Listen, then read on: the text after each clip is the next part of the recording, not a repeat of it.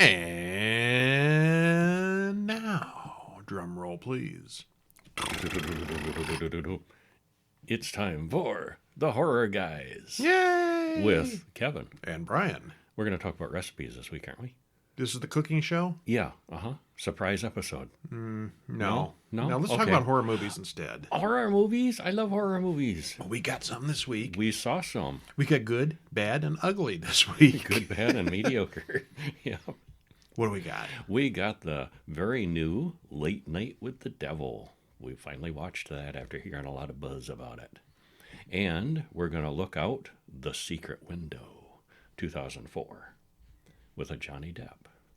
And we're going to sneak in a short film, Dysmorphia, going way back in time to 1957 with The Land Unknown. Ooh. Which has a really awesome poster. I love the poster on that one. I'd love to have that one on the wall. And then a kind of mediocre 2019 sci-fi horror, Being. Mediocre really doesn't begin to cover it. Okay, I'm being kind. Yeah, you are. I'm more kind about this than you are. Yeah. You usually are. Yeah. And then a couple bonus films. 1968, Castle of the Creeping Flesh, which is an awesome title. And A Bay of Blood from 1971, which is kind of first slasher film. It's often considered the first slasher film, yes. Yeah, and it kind of has that formula, and it's a little bit of a whodunit, too. We enjoyed that one quite a bit. Yeah. Yeah. And, of course, we're not going to talk about those last two, but you can read those two over at horrorbulletin.com. Or, of course, if you've signed up for our weekly email, you've already read them because they showed up in your email for free. Ooh. How cool is that? Very cool. Yeah, go to horrorbulletin.com, sign up for the once-a-week weekly newsletter, and you'll get all 6 or 7 of our reviews every week in your mailbox where you can read them wherever it's convenient for you. Absolutely free. Hey, is there something else that's free this week? Oh, there could be. As you've heard, we've also started publishing a new thing called hourlongpress.com, which every week there's a new free book. And we've done biographies of Vincent Price, Christopher Lee, Peter Lorre, Boris Karloff, all those old dead guys. Last week, Kevin did a non-horror one about the Pledge of Allegiance, which was kind of interesting. No, Star Spangled Banner. The Pledge of Allegiance is going to be coming, but no, this was a history of the song, The Star Spangled Banner. They're not the same thing? They're not the same thing, yeah. Pledge of Allegiance to the flag. Oh, wait, I never can remember those words. Well, the United States has only had a national anthem officially since 1931. So I kind of dug into the history a little bit of what was going on before then and how did the song come to be and things like that. It's a nice short little history book. Yeah. But this week, we've got Halloween. The movies. If you remember, we've talked about this one in the past. It used to be available exclusively on our website.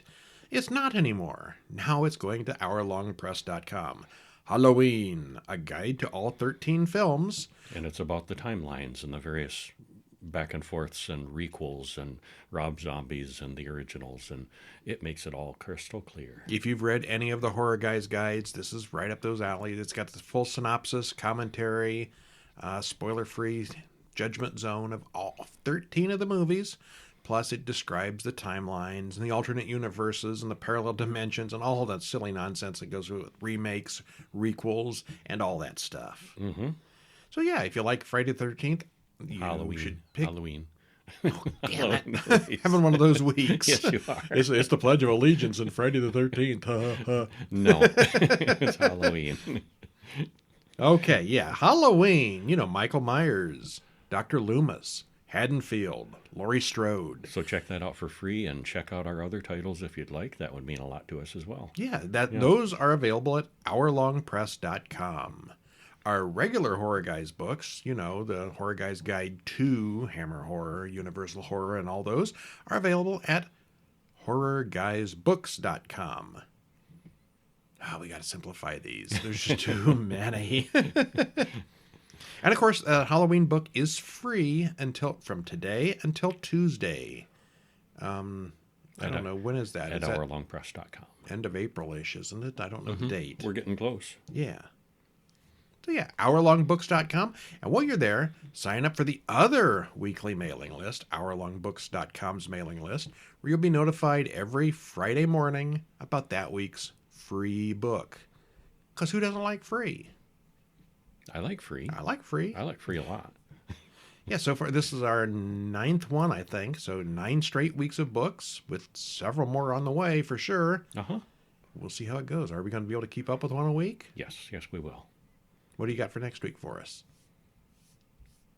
Oh, I'm you're working on you're it. looking dumbfounded. I'm looking down at my keyboard. Yes, we've got something for you next week. We will. But this week, we've got Late Night with the Devil, directed and written by Cameron Cairns and Colin Cairns, stars David Dastmalchian, Laura Gordon, Ian Bliss, and Faisal Bazi. Hour and 33 minutes. Trailer in the show notes. This has been getting a lot of press on Facebook groups. Mm-hmm. They put a lot of buzz into advertising it. Yeah, spoiler free. Spoiler free? Well, they did an excellent job of taking us back to the 1970s with a retro look and feel of a late night talk show variety show. We paused it halfway through for the bathroom break, and we both commented, yeah, they got that 70s show right. They got that down. Yeah, they did, yeah. We remember those. We're old. Well, there's quite a long introduction narrating a fictional history of the Jack Delroy and his Night Owls show. And it was a competitor to Johnny Carson's late night show. And then we view a Halloween episode of the show that starts out normal and gets wilder and weirder as it goes on. And we thought the ending was a little bit weaker than the rest of it. We still liked it a lot. Yeah. Yeah. If you've seen the trailer, you kind of know where it's going. So we're not going to spoil it to death because it is a new one. We're going to get to the good part and then stop talking about it. Just a taste. But if you've seen the trailer, yeah, that's it. Yeah. There's not huge surprises. Well, we get an early 70s news montage as the narrator tells us that TV broadcasts the chaos. TV is chaos. Yes. It's April 1971, back when TV was so chaotic. And a new late-night show, Night Owls, premieres. The host of the brand new show, Jack Delroy, comes out and makes a joke about everyone watching Johnny Carson instead. I wonder if our audience even remembers Johnny Carson. Yeah, some of them.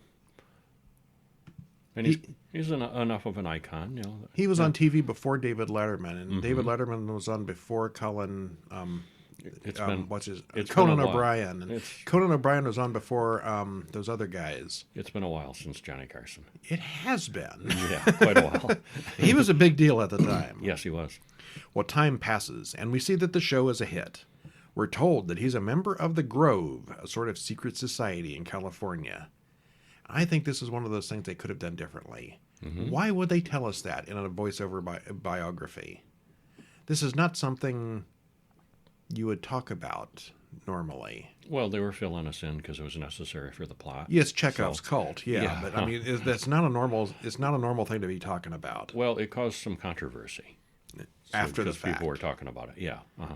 Okay, well, anyway, Jack wants to beat out Carson as the main late-night show, but he just can't do it. It's in 1976, several years after the show starts.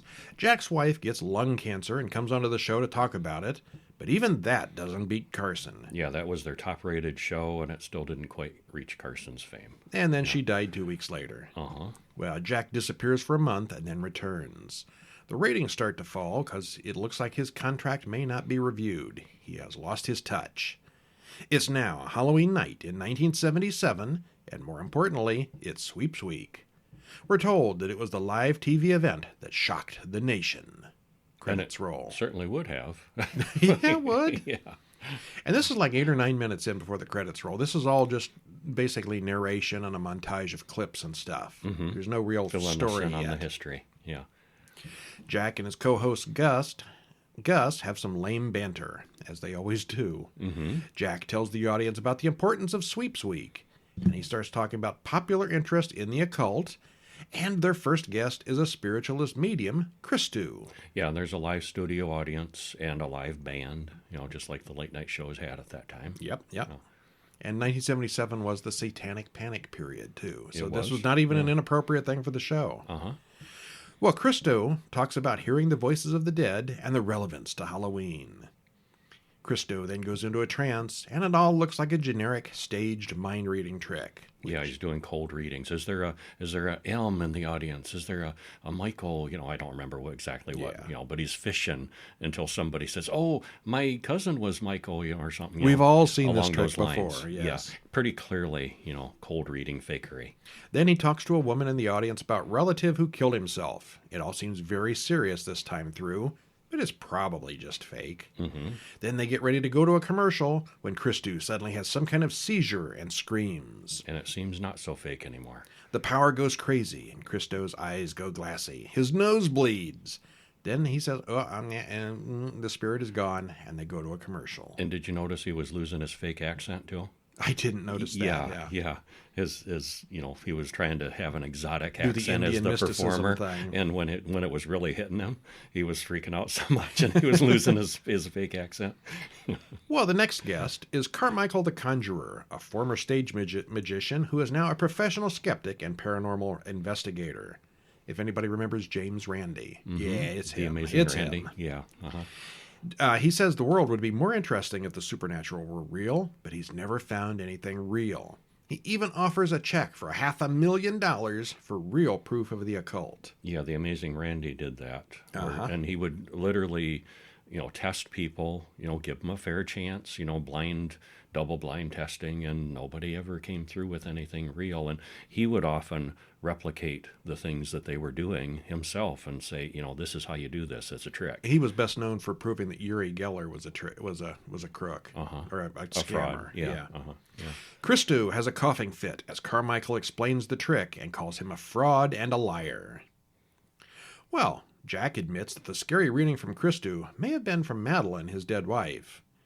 Christo is looking really sick as Carmichael tries to scoff at the whole thing.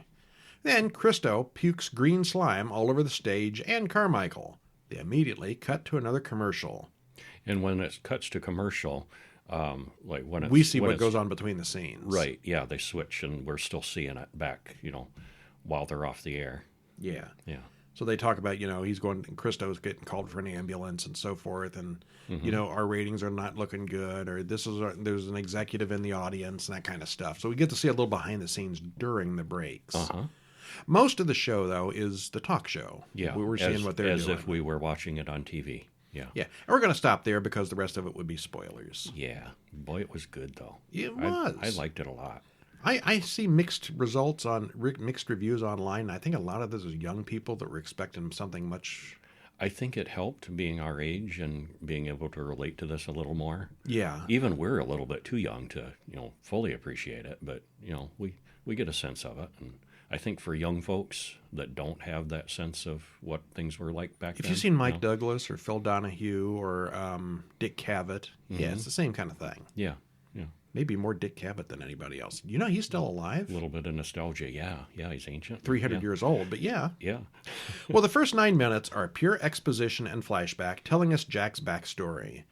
The rest of it is a very realistic interpretation of a 70s talk show, except I don't remember any of them being this entertaining in real life. Nope. It starts out pretty simple, but escalates quickly and gets really weird. And we both liked this one. Yes, thumbs up. Yeah.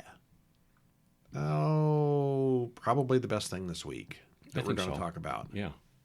Okay, I'm not even going to probably. It is. Mm-hmm. Yeah, yeah. Which takes us to Secret Window from 2004, directed by David Cope, written by Stephen King and David Cope, stars Johnny Depp, John Turturro, Maria Bello, and Timothy Hutton. Hour and 36 minutes, trailer in the show notes. Spoiler free. It was a really good one, taking a creepy stalker to another level. As things get worse and worse, we wonder how Mort, the victim, will get out of this.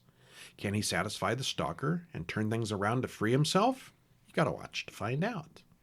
So we got Johnny Depp and a stalker. Yeah. Yeah. Well, what happens? I'll tell you a little bit about it. Mort Rainey sits in his car and tells himself to turn around and get out right now. Then he does just that? No. He has to go back to that motel. He goes inside the office, grabs a key, and interrupts a couple having sex inside. And credits roll. What was that all about? 6 months later, someone comes banging on Mort's door. It's John Shooter, who tells Mort, "You stole my story."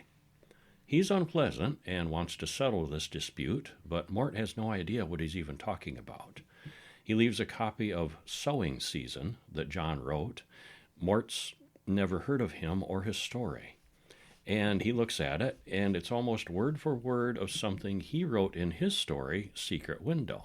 Mort is a author who has multiple books out, and John is this like guy he's is like saying, a farmer from nowhere who comes up and accuses him of plagiarizing you his stole story. my story. Yeah, except it really does match. So, well, he keeps telling himself, I didn't steal that story. I don't think. Well, Mort's soon-to-be ex-wife Amy calls. She was the woman in the motel room. It was an affair that he interrupted there. Well, they talk about when he wrote the story. He was drunk most of the time at that time. Later, he runs into John in the woods. John says he wrote it 7 years ago, but he has no idea how a big-deal author like Mort got a hold of his story. Mort says he wrote it in 1994, and John is more than a little bit menacing. John gives Mort 3 days to get a copy of that magazine to prove the date. At this point, this story is written by Stephen King, right? Mm-hmm. Yeah. And he spent most of the 70s coked up. Mm-hmm. I was kind of wondering if this was a true story. A little bit autobiographical, a little bit inspiration from his own life. Yeah. I wrote Christine. Yeah. No, I did. Yeah. That night, Mort finds his porch light has been broken. And he also finds his dog has been killed. John is stepping up the harassment here. The next morning, Mort goes to the sheriff, but the sheriff seems a little incompetent. Next, he goes to his private investigator friend, Ken, and Ken asks, did Mort really steal the story? Which Mort again denies. He stops by Amy's house, but doesn't go in after the magazine. When he returns to his cabin, he finds Ken there waiting for him. He's checked the place out. It's all safe. Ken promises to check into John first thing in the morning. And we see that Mort is more than a little paranoid now, and he smashes his bathroom in panic. He thinks he sees, shadows there and gets carried away. Well, he soon finds John outside, and he knows all about what Mort's been up to, been following him. John doesn't really like the way Mort messed up the ending he wrote. John threatens to find and hurt Amy if Mort doesn't make things right. Probably a good stopping point. We should, because this is a movie that kind of slips under the radar, despite it being 2004, 20 years old now. It's a little bit unknown, a little bit. I don't want to spoil it. I had never seen it before. Yeah. I don't think I'd even heard of it before. I just came across it by accident years ago, and yeah. Well, the conflict here was over whether Mort's story appeared in a specific issue of a magazine. Couldn't they have just looked it up online? This was in 2004, after all. Granted, the story wouldn't have necessarily been available online, but surely some hobbyist had a list of the stories and dates. It wasn't available, apparently. I'll bet if you wanted to know what was in the April 10th, 1962 issue of Popular Mechanics, you could probably look it up. 20 years ago? 70 years ago. Oh, yeah, maybe. Well, I don't know. Maybe. I don't know. The databases weren't out there like they are now. Still, the original story was written in 1995, so maybe that explains it. Although I don't think they ever mentioned what year it was. Yeah. You can't say this next sentence. Yeah. Overall, we liked it. Overall, we liked it a lot. It was good. Yes. We're gonna leave it at that. If you're a Johnny Depp fan, he plays Johnny Depp in this. He does. Yep. Author Johnny Depp this time. Author version, but yeah, he's good, and the movie's good. A good story. Yeah, I liked it. Time for a short film. Are you looking good today? Oh, I am. Are you sure you don't have dysmorphia? Oh, I'm not so sure. Careful what you see in the mirror. Yeah. Dysmorphia from 2024, written and directed by Amy Geist, stars Britt McRae, Jordan Knapp, Laura Domerick, and Blair Lindsley. 12 and a half-ish minutes. And worth it. And it is available on YouTube. Just pop right over there with the show notes and watch the thing. What happens? Isabella records a YouTube video where she talks about her miraculous cancer recovery. It's not really YouTube. I just couldn't figure out what site that was. It's one of the ones where you see things and you donate money. Mm-hmm. Like OnlyFans, but not for sex. Right. Can you do that with Twitch? GoFundMe? I don't really do Twitch. It was a generic thing. They didn't have a brand because they didn't want to associate. But the same some kind of made up funding site, GoFundMe kind of thing. Yeah. And she's got this, tearful message, and we see that she has many donors who have paid for her treatment. She thanks them profusely and then logs off. And then she removes her scarf and lets down her long, perfectly healthy hair. She was faking cancer for the donations. That ain't right. In reality, she plans to use the money from her donors to pay for various plastic surgeries. Except then she starts hearing things. And we see some oddness in the mirrors. So what happens when you lie on the internet? Bad things. Dysmorphia happens. Well, who says motherly advice has to be good advice? The bit with the marker at the end is really good. It's all good. It looks good, it's well-paced, and has a fun concept. There's a creature involved, and we've seen these kinds of creature effects before, but it is really effective here. Mm-hmm. Well done. The black thing with glowing eyes. Would recommend. Yeah, it's a good one. Mm-hmm. And it's only 12 minutes, so hey, why not? And it's free. It is. Also, you could watch The Land Unknown from 1957, directed by Virgil Vogel, written by Laszlo Goreg, William N. Robson, and Charles Palmer. Stars Jock Mahoney. Well, there's a leading man name for you. Sure is. I will be Jock Mahoney. Jock Mahoney. Shirley Patterson, William Reynolds, and Harry Brandon, hour and 18 minutes. And I don't remember where we saw this. I'll bet it's available in full on YouTube. I think that's where we saw it, yeah. Yeah, it's old. Mm-hmm. Spoiler free? Spoiler Shall I tell free. them? Go for it. It's a small group of sweaty survivors struggling in a tropical zone in Antarctica, which is inhabited by dinosaurs that never went extinct. One has to take the age of it into account. It was 1957, and when one does, it's surprisingly entertaining because, it's 1957 level special effects. Remember, that's like 68 years ago. Yeah, So, they weren't nearly as advanced then, Even the dinosaurs were primitive. Lots of models and so forth, yeah. Well, the story, acting, direction, and effects are all decent enough, and overall we enjoyed it. So if you're into, old retro dinosaur, adventure kind of movies, check this one out. It's a good one. This one is often considered the very last of the Universal monster movies. Oh, really? Yeah, in Okay. the late 50s, everything is going atomic, and Mm-hmm. why this one qualifies on that side instead of this side, I don't know, Yeah. but it is. Mm-hmm. We open in a military briefing about a mission to Antarctica, and we're told about Admiral Byrd. They've found warm water and animal bones there, which they weren't expecting. And I don't know if that's even true. It might be. I don't think it is. No. I don't think so. No, they fictionalized that. No. Captain Burnham welcomes journalist Margaret Hathaway, and he warns her about being alone with 800 men on the South Pole. She seems smart, capable, and used to dealing with misogyny. He introduces her to Commander Alan Roberts and Lieutenant Jack Carman. Which, in that era and, being in a field dominated by men and, a specialist like that. Make us some coffee. Like he said, being alone with 800 men, and she's not putting up with the, go make me some coffee, she's, I am a scientist, I am here to work, I'm your equal. I thought she was very good at playing that role. Considering the time period, yeah. Yeah. Well, she's going along to document their exploration, and he shows us footage of what appears to be actual Antarctica footage.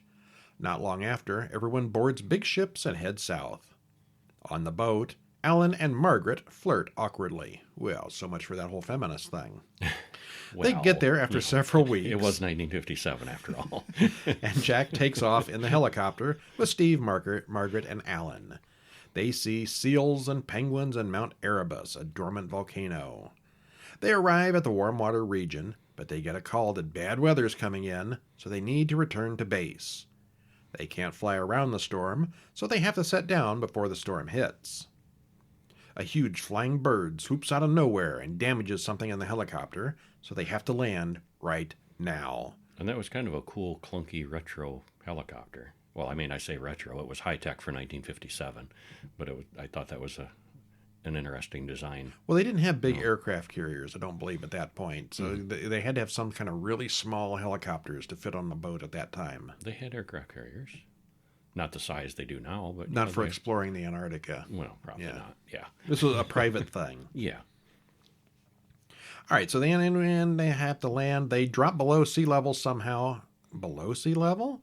And notice that the temperature is going up. It's 91 degrees. Turns out they're landing in this giant, great big hole, a tunnel. A giant cauldron, basically. Yeah. They find the bottom and hit pretty hard. Mechanic Steve says it's not a hard repair, but it's going to take some time. Alan says there's volcanic activity here, which is why it's so hot. We get glimpses of monsters and weirdness in the background, but none of the characters see anything. They will. Oh, yeah. Steve comes back and says he can't fix the copter after all. A part is broken, so they'll have to hope for a rescue. Jack gets on the radio to call for help, but he runs the battery down. Another of those birds flies over, and they can all see that it's not a bird, it's a pterodactyl. What? That ain't right. Alan says the warmth is trapped here, so evolution has no reason to advance. There's no telling what kind of ancient creatures might live here. Soon they see a couple of giant lizards battling it out in the distance.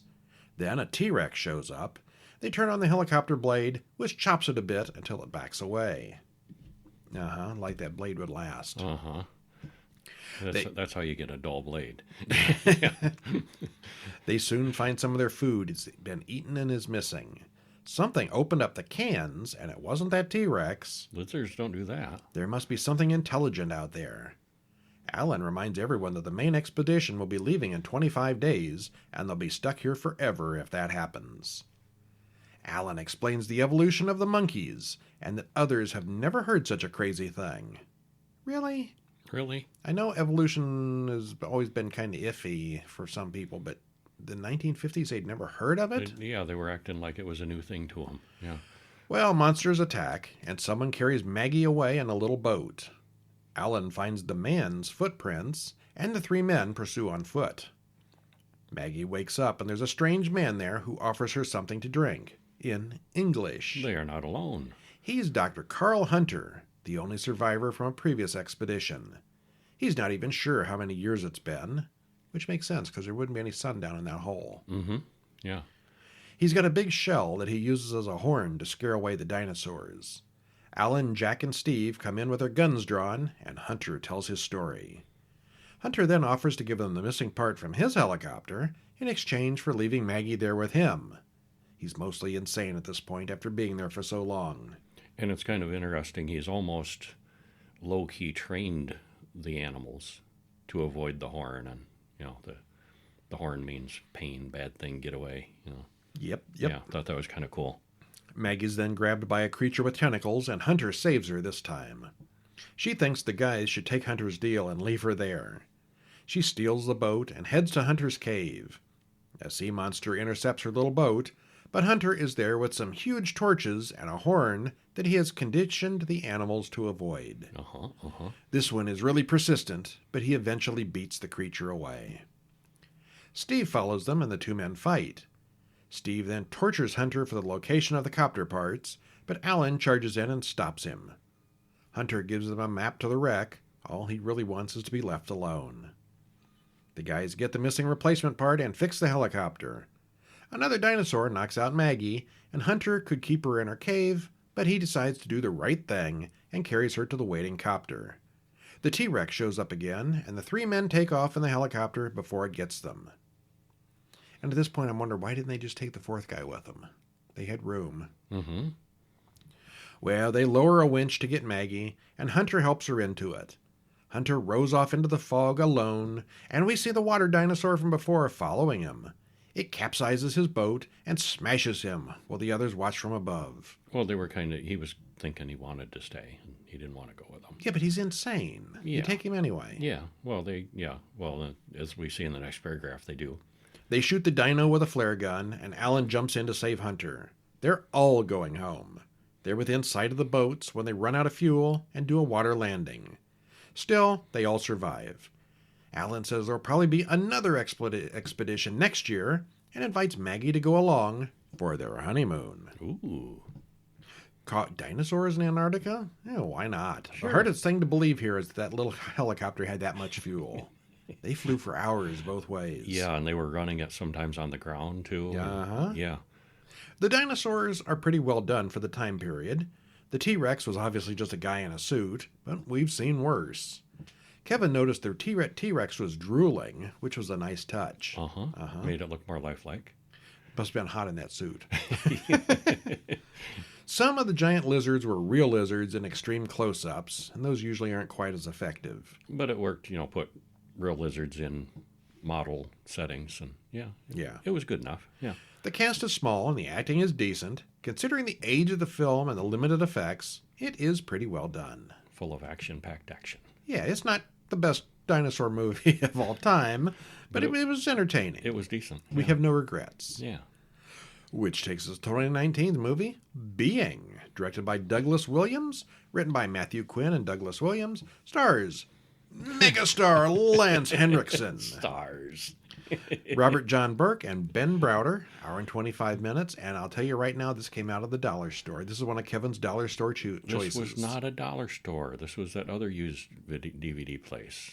And it looked interesting. And It wasn't the dollar and I store? showed it to you, and you said, "Yeah, that sounds interesting. Let's get it." You paid more than a dollar? You share blame for this. You Yeah, paid more than a dollar? I think we paid $2.50 for You this. were robbed. This is a $2.50 movie. Spoiler free. This seemed, from the storyline and the description on the back, to be better than it really was. Uh-huh. There was too much talk and not enough alien strangeness. It's got some interesting ideas and cool moments, but mostly it was pretty dull. Yeah, afraid so. All right. So we start out with Lance Henriksen. Starring. Yeah. Well, Yeah. what happens? He's Reverend Campbell, who he talks to a group of people about something that happened, and he says every bit of it is true. Credits roll. Okay, now forget Lance Henrik is in this until the end. It's one of those where they get a big name or big recognizable and name. pay him for an hour's work. Yeah, he was really not in this very much at all. Well, a bright light comes on in the barn and then goes out again. At the police station, there's a man waiting to be interrogated about missing bodies. 2 FBI agents, Dixon and Costa, come in and talk to the man. He's got a record, but he's been a ghost for the last 6 years. Joseph explains that wasn't him, it was them. And we flash back to Joseph waking up disoriented. He gets mental flashes of something alien. Later, Dale, Dennis, Tanya, and some friends come over, and there's some drama. They all kind of hate each other. I mean, it's like the worst party ever.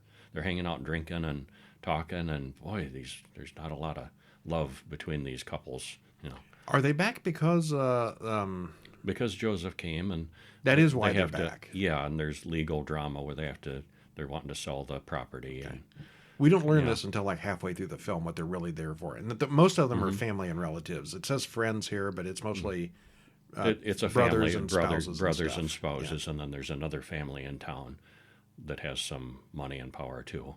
And the sheriff is related to that. The family. sheriff is related to them. The preacher, pretty much all these characters are related. Yeah, families the somehow. preacher is the father of some of these characters. Well, who's the sheriff then? Is he the oldest brother? He's the brother. Okay. Yeah. Uh-huh. Well, we cut back to the FBI, now questioning Dale. Back at the party, all the power goes off in the farmhouse where the group is gathered. The family bickers and argues, and they all notice that their phones are dead as well, and so are the flashlights and everything electric. Everyone gets needlessly hostile to each other, and you have to wonder why they got together in the first place. Clearly, they all hate each other. This is Yeah. not a happy family. Yeah. Well, they all hate Joseph for abandoning them. They even had a funeral for him. But he says it's complicated. And he just, comes back after 6 years. Not explaining anything. Yeah. Joseph calls the sheriff on the landline. The sheriff is skeptical about where Joseph's been all these years. Joseph then goes out to the barn where his brothers put all his stuff after they thought he died. The brothers have a semi-religious discussion about who has the power in town. Apparently, it's all about who owns a car and who doesn't. What? It's kind of a convoluted logic that the guy has, yeah. Well, in the barn, Joseph talks to Grace, his former girlfriend, who is now married to Dale and carrying Dale's child. Remember this for later. moved on. Remember this for later. Yeah, uh-huh. Joseph tells her he doesn't know where he's been.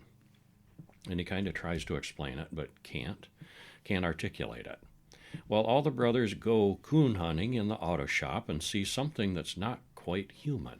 And if you're thinking raccoon, I think they there were was leaning a really- different way with that. Well, there was really a double meaning there. Yeah, I they mean, were. they were talking about animals, raccoons, but the one guy was clearly talking about black people. Racisms, yeah. Yeah. He was extremely racist. Well, but they don't find raccoons, they find a thing, and they shoot it, but Tanya, in the commotion, accidentally shoots her husband, Alan. That's how do you do that? A wild shot, yeah. Shoots him in the leg, yeah. Well, everyone comes back into the house, and Carl's talking about things that human eyes were not meant to see. I'm talking about demons. He's gone all berserk religious about this. He's not thinking aliens, he's thinking a religion thing. Joseph knows more than he's telling, but Carl won't let anybody leave the house and get help for Dale. They're all freaked out and don't want to leave the house now. There's something out there. Well, Joseph asks the creature outside to take him back again. I understand now, he says to it.